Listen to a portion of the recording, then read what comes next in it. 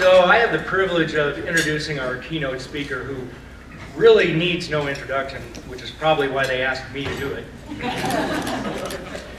For those of you that were here Tuesday, you got to spend a day in a workshop with Jack Cohen. The rest of you got stuck with me. But this man, I've known him for a lot of years from my NFPA days, and he has given to us an understanding of structural ignition from wildfires like nobody else.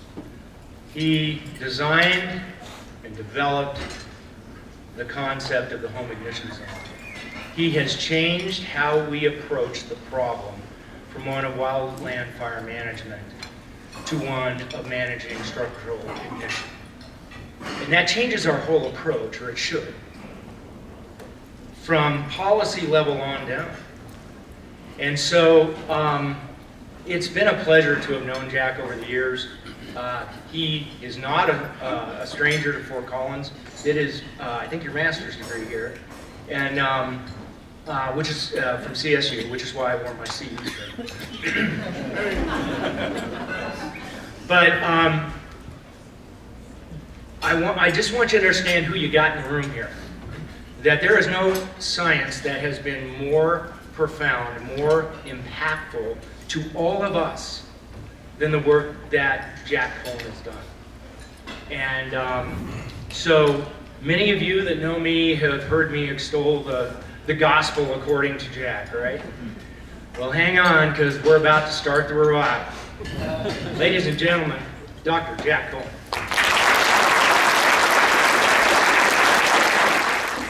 Thank you. Oh, there are a lot of you out there. Well, thank you so much for the introduction. That's hard to follow, actually. Okay, let me get going so that I can get over the introduction. So what I want to do is start with defining terms that I'm going to use so that you know what I'm referring to. So wildfire, continuous burning vegetation in the developed landscape deemed to be a threat.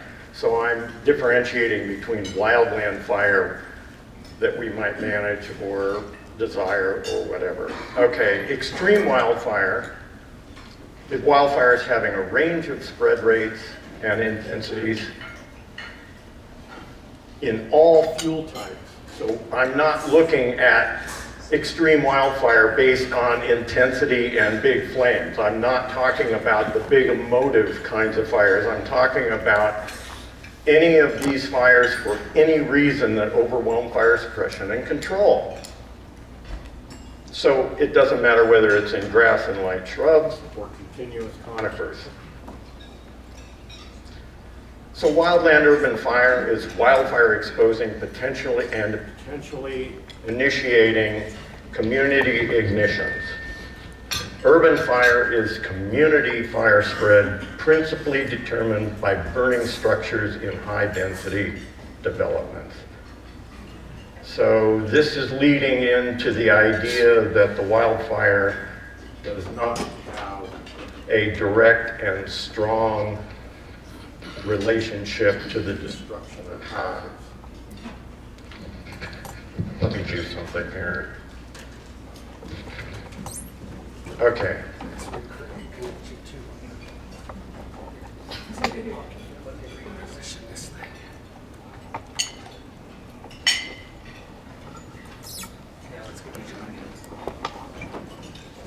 So wildland-urban fire disaster. So when I use that term, I'm looking at essentially something that's going to impress the socio-political situation. It's basically something that's going to add to the management towards trying to reduce or eliminate what is now perceived as a wildfire problem. So what I'm looking at here essentially is a strategic definition of the beginning of a wildland-urban fire disaster. And note that I'm not using the word interface because it's a geographic classification. So I'm only using the term wildland-urban, and that'll become clearer later. So importantly, wildfire risk is not just about community destruction. Effective management requires recognition of two different and separable primary wildland fire problems.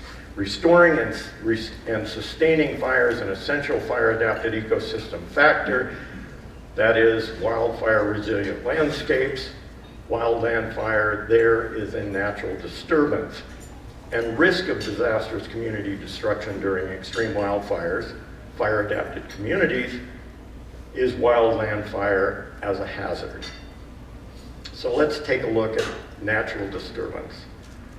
So North American landscapes, with very few exceptions, I grew up in one, the northern Sonora Desert, became fire-adapted during the post-Ice Age transition.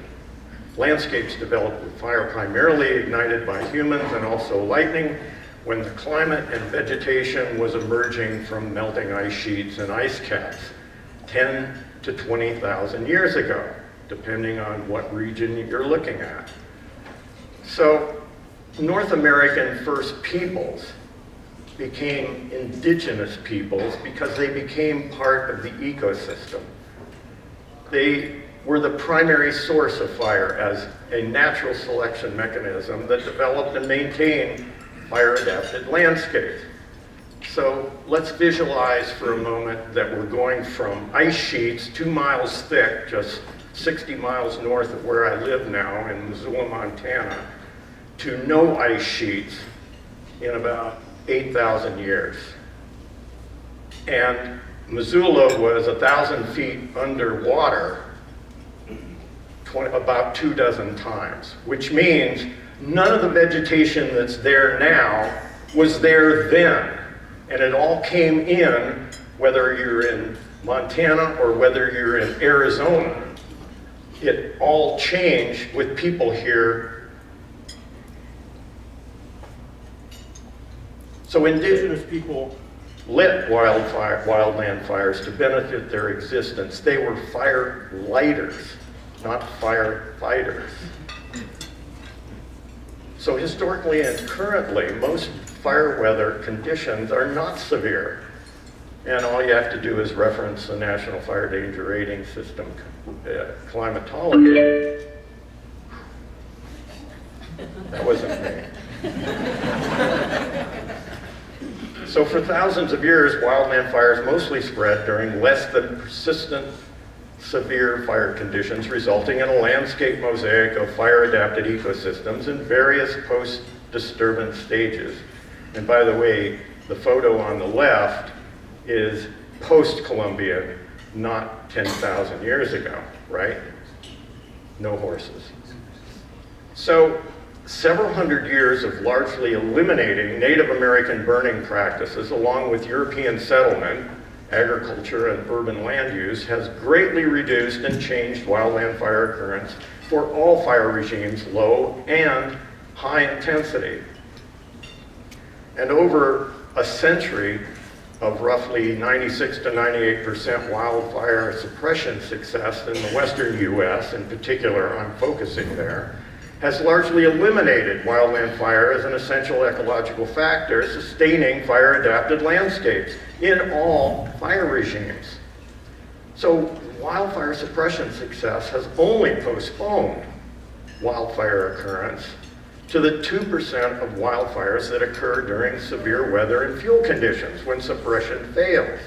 We are unintendedly actually choosing to have ecologically significant fires during the worst case situations. That's not our intention, of course. That's the result. And this is called the wildfire paradox. So attempted wildfire exclusion and control has increased the potential for extreme wildfire conditions over extensive areas. Increasing emphasis on wildfire suppression produces increasing wildfire risk to both communities and our fire-adapted landscapes. So we need to accept wildland fire regardless of cause, and keep in mind the cause has always been dominated by humans for 20,000 years. Not lightning. Lightning, yes, but humans were the main factor. So regardless of cause, we have to accept wildland fire as inevitable, appropriate, and essential ecological process at landscape scales for all fire-adapted ecosystems, low and high intensities. Well, let's take a look at probably why you're here, a hazard to communities. So, community wildfire risk is essentially the risk of many homes and other structures that burn to total destruction during extreme wildfire conditions. But this is not a new thing. There is nothing new about communities burning up during wildfires.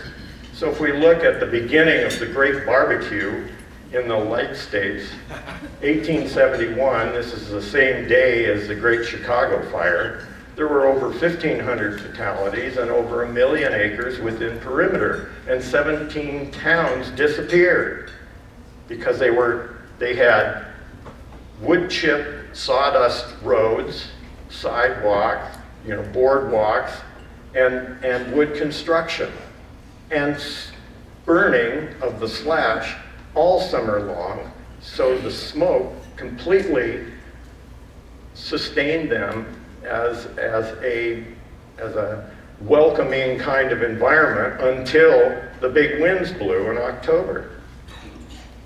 So let's skip forward and basically look at wildland fire disasters that were considered until about 40 years ago just a California problem. Beginning of my career, oh yeah, communities burning up, California problem. But in 1985, wildfires became a national issue.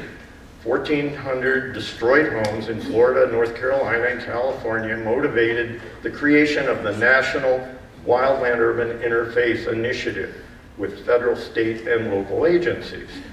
And this resulted in Firewise, fire-adapted communities, and to some extent, fire-safe councils. Let me also mention that in 1985, there were great funding cuts at the federal level, and particularly the Forest Service, that motivated fire as an important aspect of the Forest Service. So how effective have we been at reducing wildland-urban fire disasters? Well, let's take a look. In the 10 years between 1985 and 1994, 9,000 houses destroyed. And we have events now, since 2017, that are greater or equal to that 10-year period. So in that first decade of 9,000, we've increased in the decade of 2016 to 25 to 57,000. So how have we reacted? Increased national attention and funding for wildfire control. There's no evidence that increasing wildfire suppression and control can reliably protect communities during inevitable extreme wildfire conditions. So given the wildfire paradox, increasing fire suppression just increases the likelihood of extensive ecosystem losses. It does not create fire-resilient landscapes. And it increases the likelihood of community exposure to extreme wildfire. It does not create fire-adapted communities. So what it does is it further increases wildfire risks that reduce society's benefits. These are our problems. All problems on this planet are human problems. The planet doesn't write legal briefs and grievances. So the problem is that does the inevitability of extreme wildfire conditions mean wildland-urban fire disasters are inevitable? And the resounding answer to that is no. Because understanding how homes ignite during extreme wildland-urban fires reveals opportunities for preventing wildland-urban fire disasters without necessarily controlling extreme wildfires. But our society generally perceives wildland-urban fire disasters as a wildfire problem. For example, the firestorm descended like a dragon from hell on the foothill neighborhoods and laid them to waste. The wildfire swept through the community with a tsunami of flame, and the wildfire literally exploded houses in flames, leaving destruction in its path. It was like a war zone. Take a breath. So how can wildfire sweeping through the community with a tsunami of flame not be a wildfire problem? Well, let's take a look at the patterns of destruction related to extreme wildfire so that we can test that notion. So what do the patterns of wildland-urban fire destruction tell us about how wildfire contributes to home ignitions and community destruction? Well, let's take a look at Paradise. Thank you, high-definition photos from drones. Because about 2 days after this occurred, journalists called me and asked this question. Can you explain the unusual pattern of destruction? And I very quickly responded, this is the typical pattern of destruction. Hello? So when you see a scene like this, commonly people see the destruction without seeing the rest. All the rest. That's Paradise. That's where this dragon from hell came through and destroyed all the structures. So typical patterns of wildland-urban fire destruction do not support a tsunami of flames sweeping through communities, and wildfires don't literally explode houses in flames. But what about dragons from hell? Okay, moving on. These homes ignited from lofted burning embers. Wildfire flames didn't reach the community. And in this particular case, we see a house survivor, and this became the miracle house. So what else didn't burn? Is that really the miracle house? Well, then this is miracle vegetation. So total home destruction next to green vegetation is extremely common. Let's take a look at this particular line of houses when they were burning. So homes are burning, and this is hours after the Cerro Grande as a crown fire passed by, not through, not even next to this particular part of Los Alamos. Intense wildfire never spread to this residential area. That is extremely common in its occurrence. So what you're seeing are houses burning, but not the tree canopies. And as it turns out, on this street, standing looking out at the wildland, all but 3 houses are totally destroyed. You turn around and you wouldn't know there was a wildfire. So when we look at this scene, the houses destroyed had flammable wood roofs. And this is eucalyptus, the big problem, right? Totally unconsumed. And all we have to do 6 years later is to go to Australia, up inland from Melbourne, and we see totally destroyed houses in Kings Lake and unconsumed eucalyptus canopies. Or in 2017, Napa. Or in 2018, the Car Fire. Or in Greece in 2018. And in 2020, no different. Oregon and Northern California. And a little over a year ago, in Southern California, Altadena, same pattern. These aren't cherry-picked. I just select them for their photo quality. So unconsumed tree canopies amid total home destruction indicate wildfire flames did not spread through the community. Burning trees did not ignite the homes. The burned trees ignited from the adjacent houses. So if you're a self-respecting tree, get the hell away from a house. So commonly, communities burn by fire spreading through residential fuels, the vegetation and structures within the community. Homes ignite and burn hours after significant wildfire activity has ceased at the community edge. The wildfire initiates ignitions, and then the community burns without the wildfire. So let's take a look at one example where we're in South Lake Tahoe.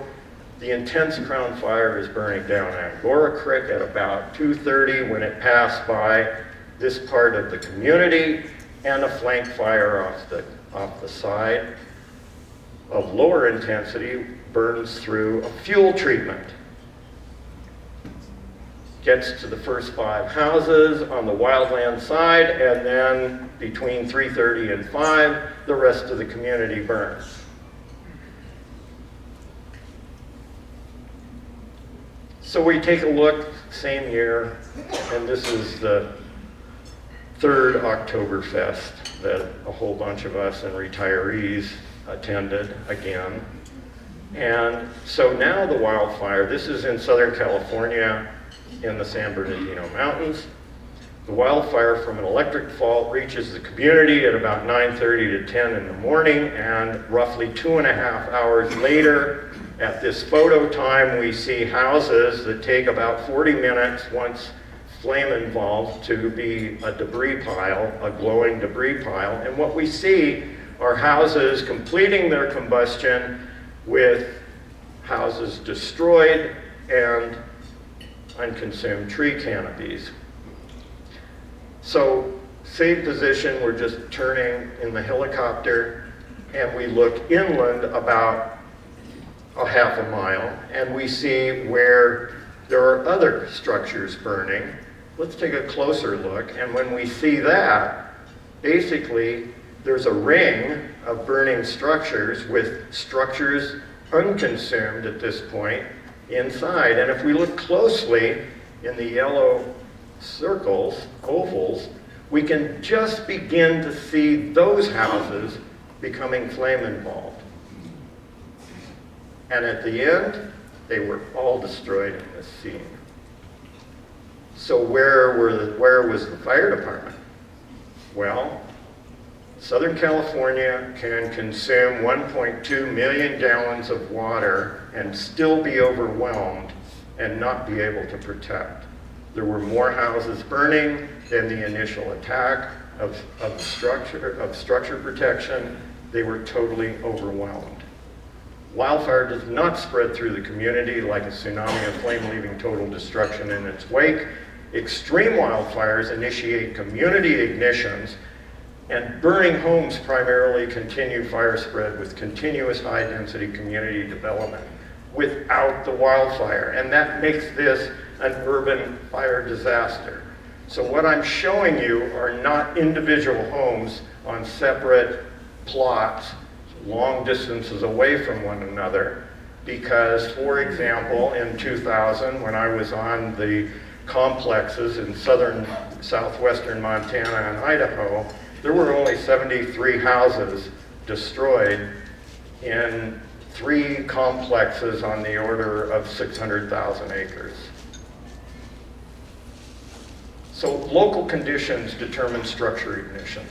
Total destruction does not indicate high-intensity wildfire exposure. The wildfire did not ignite these homes. The burning community was the ignition source, and homes ignited from low intensities and burned without available structure protection. So counter to our human perception, big flames of intense wildfire do not heat objects to ignition over large distances. Our perspective needs grounding in how fires ignite and spread by meeting combustion requirements. Yeah, fuel, heat, and oxygen. In this particular context, oxygen is always available, always sufficient, maybe not efficient, but sufficient. So fire is a combustion process that occurs at the fuel surface. At the fuel surface. Fire is not a thing that independently travels from place to place like tsunamis, floods, and earthquakes. There is no hurricane that depends on homes in order to keep spreading. But that's not the case with regard to homes in wildfire. The wildfire continues because the homes become the fuel. Fire requires a sustained sufficiency of fuel and heat. Fire spread occurs when ignition requirements are met locally at adjacent fuels in a stepwise ignition process, including extreme wildfire. Because of fuel discontinuities, intense wildfire flame fronts cannot meet those combustion requirements to continue spreading into and through communities. This is probably the best example of local conditions that I can get. Intense simultaneous heating across wide areas of structures does not occur. Local conditions determine home ignitions. So wildland-urban fire determined by local conditions means that the fuel is not the vegetation now. The fuel is the thing we care about, and that's the homes. The heat sources are the burning materials on and adjacent to homes, including burning embers from all sources. So without sufficient fuel and heat, well, we have plenty of fuel, home ignitions and resulting wildland-urban fire disasters will not occur. That makes wildland-urban fire a structure ignition problem, not a wildfire problem. Home ignitions are determined by meeting local combustion requirements, not by a geographic location. And hence, interface and intermix do not determine combustion. Local conditions, not wildfire intensity, determine whether these two homes would ignite. In this particular case, local conditions did not satisfy home ignition requirements surrounded by intense wildfire. In the other case, local conditions did satisfy home ignition requirements, and there was nothing but surface fire, and not continuous surface fire. So how far is local? Well, so before starting my formal wildland fire research, I had experienced considerable community destruction as a fire behavior analyst and as a fire scientist with curiosity. So using those observations and some examinations, that led me to ask questions using computational modeling, experiments, laboratory and field, and examinations of fire disasters. And then the examinations led back to trying to do modeling and experiments with better research questions and verification. So the research determined that big flames of high intensity wildfires must be within 100 feet to ignite a wood wall. So this doesn't mean there's flame contact because the flames are 100 feet away or so. So crown fires must be closer than 100 feet. Is that reasonable? Does that strike you as being very reasonable? Well, it struck me as being a computational error or a conceptual error in how I put together this computational model. But then I was working on safety zones for firefighters at the same time, and I suddenly realized, well, how would I know if that was reasonable or not? Why? Because human perceptions are based on our senses, and human skin sensitivity to thermal pain and injury is much greater than the heating requirements for wood ignition. For example, a flame radiative exposure that produces a 2nd degree burn on my exposed skin in 5 seconds takes over 27 minutes to ignite a wood wall. That means I'm a crispy critter and it hasn't even charred. So human perception of heating is irrelevant and unreliable for determining wood ignition requirements. So let me give you an example of concerns that I have. So this is the 2024 International Wildland-Urban Interface Code from ICC. And they define defensible space as an area, either natural or man-made, treated, cleared, or modified to create an area of fire suppression operations to occur. By the way, this is an old definition that has been maintained because this definition, from my recollection, started out of California in the early 1980s. Well, what does this imply? What it implies is that defensible space has to be a firefighter safety zone. And that requires several times the size of the model overestimate maximum distance for wood ignition. So when I'm in Northwest Territories doing crown fire experiments, my wall section at 66 feet isn't even charring, and I'm backing off to over 200 feet in order I'm not so much worried about a second-degree burn as much as I can't deal with the pain on my exposed face. So, how about doing the examinations? Because modeling and experiments, even the full-scale field experiments, are not the same thing as a wildland-urban fire disaster situation. So examinations even confirm modeling and experimental results that 100 feet overestimates the maximum distance of flame wall ignition. So now I'm just talking about the flame relationship to the structure. So here's an example from a fire in California, best bad example I can use, where there was a strike team of engines staged here to protect a line of structures, and they disengaged because of the intense fire, post-fire that you see there on the left. And they perceived that that intense fire was what destroyed the houses across the street. So at that particular time, these houses were not burning. So the closest house to the trees that would have provided the greatest radiation exposure, this destroyed structure was about 100 feet from those flames. But a wood wire fence that survived was only about 45 feet. So let's take a closer look. And what we see is no char on the post. What we do see are rose leaves that have wilted. But that scorch of the leaves requires the same, or is the same exposure as a second-degree burn on my exposed skin, which is how we get the scorch, the wilt, and no char on the fence. So what are the local conditions that determine home ignition potential during extreme wildland-urban fires? A home's ignition vulnerabilities in relation to burning embers accumulating on the home and the flames of burning materials within 100 feet. So when we look at this scene and see that, this local area is called the home ignition zone. So here's a typical pattern of destruction.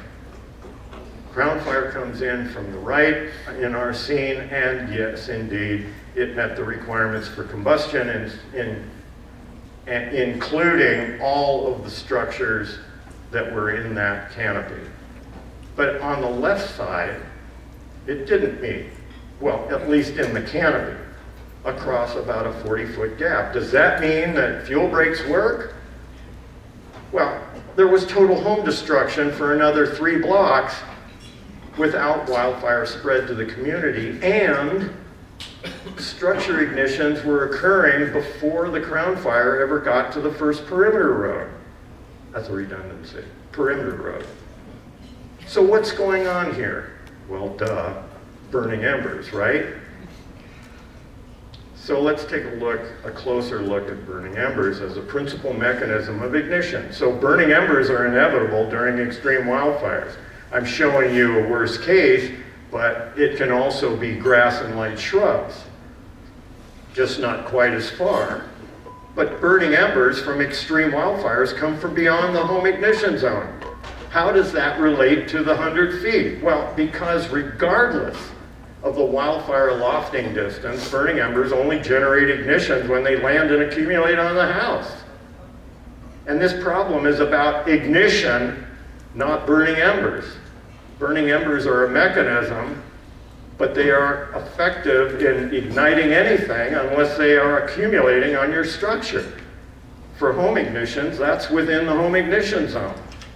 So let's take a look at some experiments we did a number of years ago. This is the beginning of these experiments at the IBHS, Insurance Institute for Business and Home Safety Research Center. So in this case, we have a full-size house. We have rain gutters, PVC, aluminum, and PVC, again, filled with pine needles. We have pine needles in the roof valley, a composition shingle roof. We have pine needle mulch within that 5-foot zone, as well as bark mulch in that inside corner. Vinyl siding on one part, fiber cement non-combustible on another part, and manufactured wood of fiber composition, like masonite board on the other. So let's take a look at one of these experiments. So, as it turns out, from recent data, these exposures are quite realistic for the short-term, short-range spotting blizzard, burning ember blizzard. So notice that within about 15 seconds, we started flame contact on the structure from spot ignitions of the burning embers in those pine needles at the base of the wall. And of course, the base of the wall is where you would expect the highest accumulation of burning embers, because they're flying in, hitting the wall, and falling down to the base. Now, in this particular case, this house is on a turntable, and they turned it about 30 degrees to the wind stream, which generated a significant constant eddy in that inside corner, and you can begin to see that. Now, notice also that the token shrubs that we put in there didn't burn until they were in flame contact with the dead material that was burning underneath.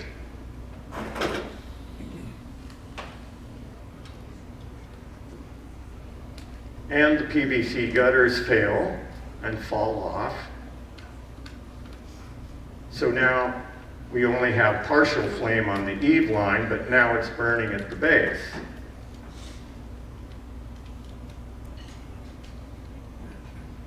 You can see how vinyl fails, and in that particular case, it's hanging there and swinging in the wind. You can expect that from other houses with siding. And we did ignite the house, which we extinguished.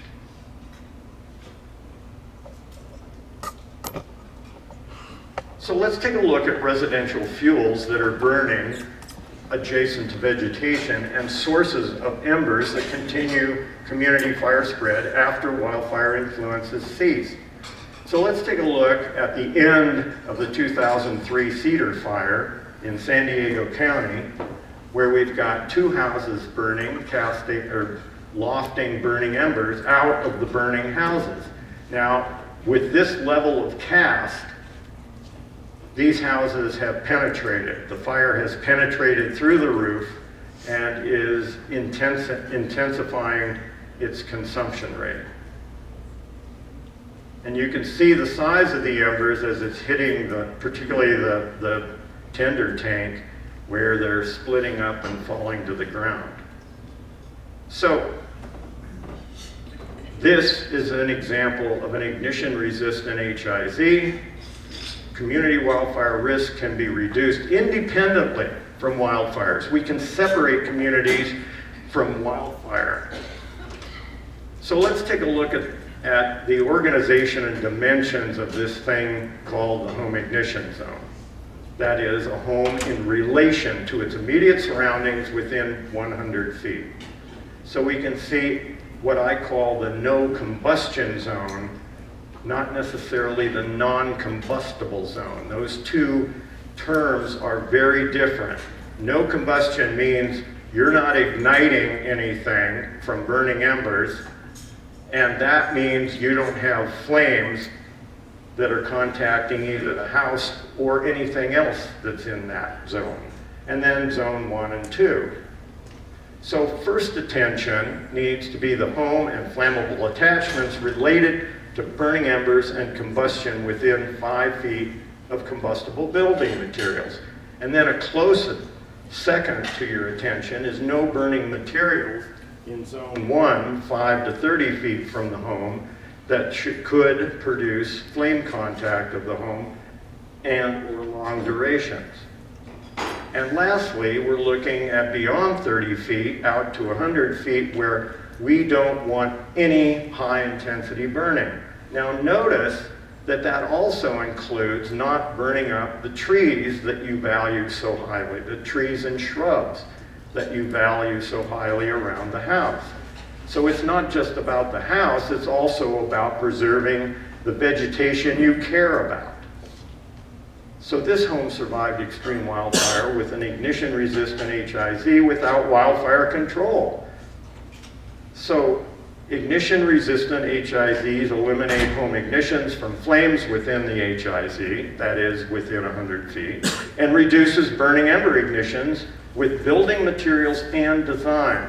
If you've got combustible building materials, you can mitigate that with the design of the use of those materials, where embers accumulate. So the most effective wildfire risk reduction to homes and communities is by creating ignition resistance within the home ignition zone. Well, what about overlapped shared home ignition zones? You know, the urban fire part. Well, the physics of ignition and combustion do not change. The social dynamics of creating and maintaining ignition resistance, though, becomes extremely critical. The bottom line, your neighbor's home ignition potential can become yours, regardless of what you do, unless you create a bunker, an underground bunker.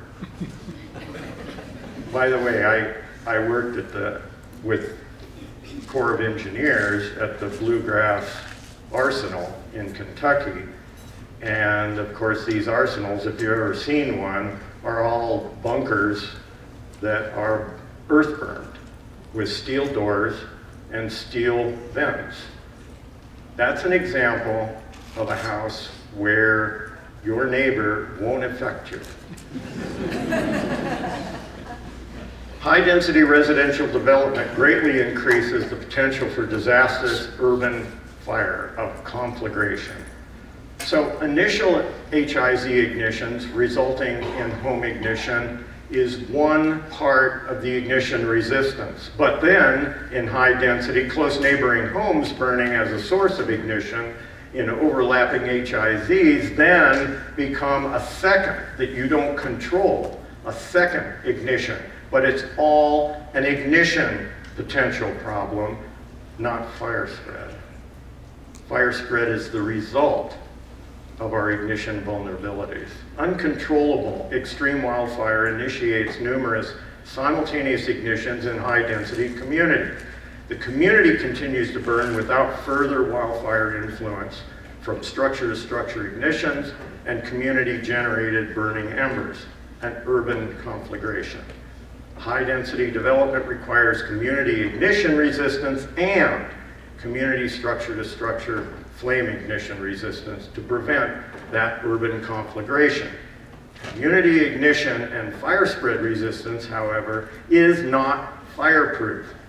I don't ever want to hear that term ever again when I read the newspaper or listen to a news report. Fireproof is not reality. Sustained structure ignitions must be expected. Effective community fire protection remains necessary. This isn't about doing away with the fire department, it's about enabling fire protection. Wouldn't it be nice if we were effective when we showed up? So how do the disasters occur?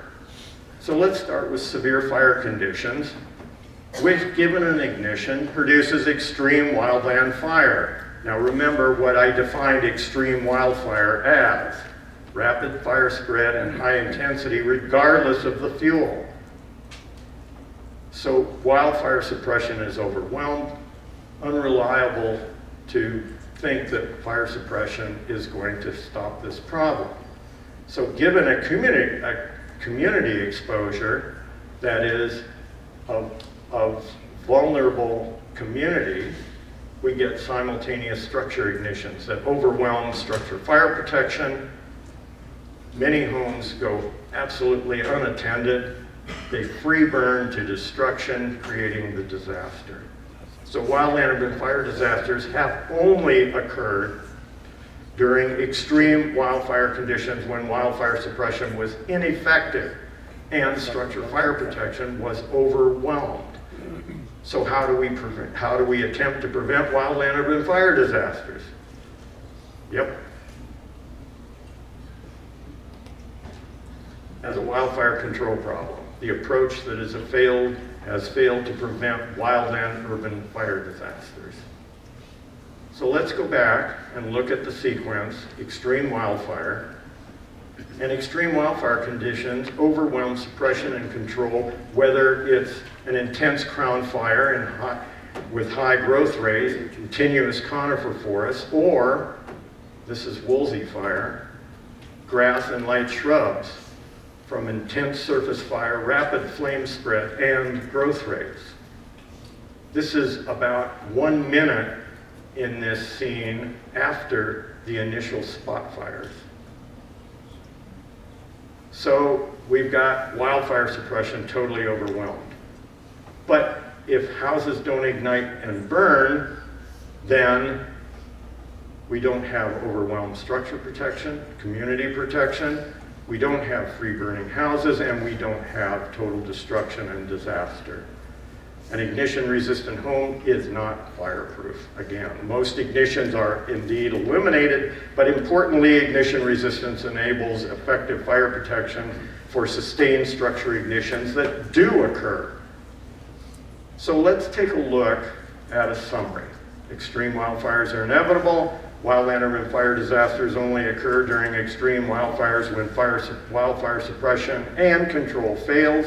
Extreme wildfires initiate home and community ignitions, but do not spread through developed communities. Community fire destruction largely occurs after the wildfire influence ceases. Home and structure ignitions are determined within the home ignition zone. Ignition-resistant homes and collectively communities can significantly reduce community wildfire risk without necessarily controlling extreme wildfires. So let's frame this problem in terms of a risk analysis. So let's look at the primary risk factors involved in this issue. We have the ignition hazard, the extreme wildfire exposure. We have the ignition response of the structures, the ignition vulnerability.